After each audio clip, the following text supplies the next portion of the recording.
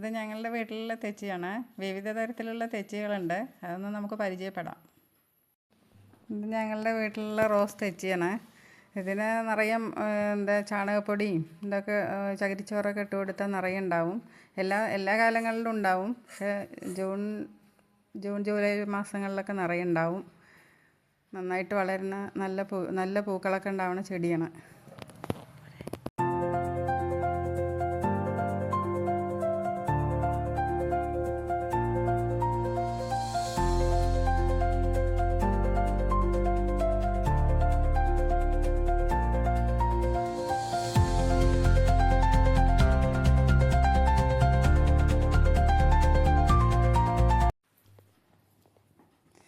ഇത് ചെറിയൊരു തരം തെച്ചിയാണ്. ഇതും നന്നായിട്ട് പൂക്കും. പൂച്ചട്ടിയിൽ ഇങ്ങനെ നന്നായിട്ട് ചകിരിച്ചോറും ചാണകപ്പൊടി മണ്ണും എല്ലാം കലർത്തിയിട്ട് നന്നായിട്ട് നല്ല ബുഷായിട്ട് വളരുന്ന നല്ല ചെടിയാണ്. നിറയെ പൂക്കളും തരും.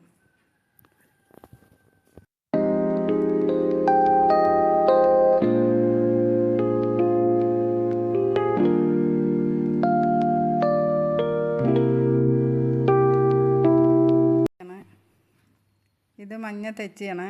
ഇതിലും നിറയെ പൂക്കളുണ്ടാവും. പക്ഷേ എല്ലാ കാലങ്ങളിലും ഉണ്ടാവില്ല. ചില മാസങ്ങളിലായിട്ട് നിറയെ ഉണ്ടാവും.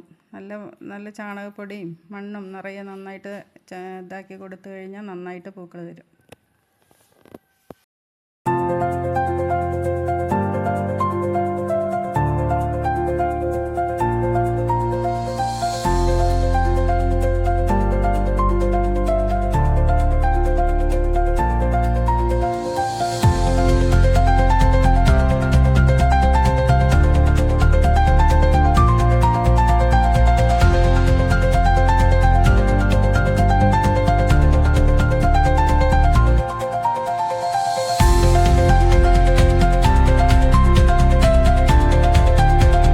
തെച്ചിയാണ്.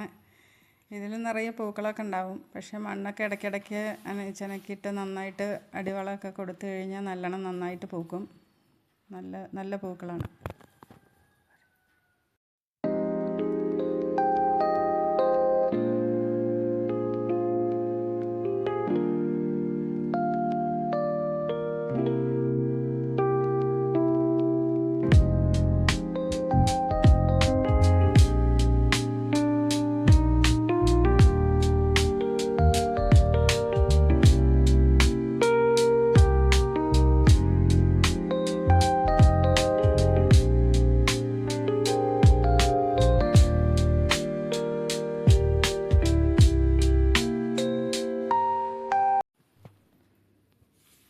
ഇത് ചുവപ്പ് തെച്ചിയാണ്. പൂജയ്ക്കൊക്കെ എടുക്കുകയും ചെയ്യും. എല്ലാ തെച്ചികളും എടുക്കും. പക്ഷേ ഇത് കൂടുതലായിട്ട് പൂജകൾക്കൊക്കെ പൂജകൾക്കൊക്കെ എടുക്കണ തെച്ചിയാണ്. ഇതിലും നിറയെ പൂക്കളുണ്ടാവും. പക്ഷെ നന്നായിട്ട് നല്ല മണ്ണൊക്കെ ചെനക്കി നന്നായിട്ട് ഇടയ്ക്കിടയ്ക്ക് മണ്ണൊക്കെ ഇതാക്കി കൊടുത്തു കഴിഞ്ഞാൽ നിറയെ ഉണ്ടാവും.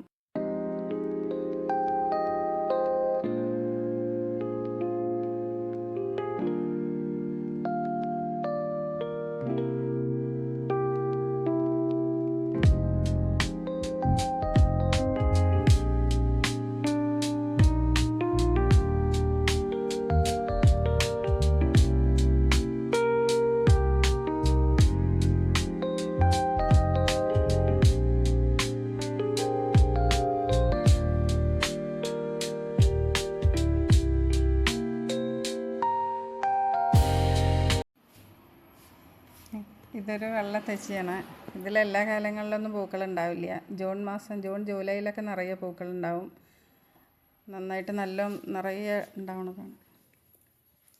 നിറയെ അടിയിലൊക്കെ നല്ലോണം മണ്ണ് ചെനക്കി കൊടുക്കണം.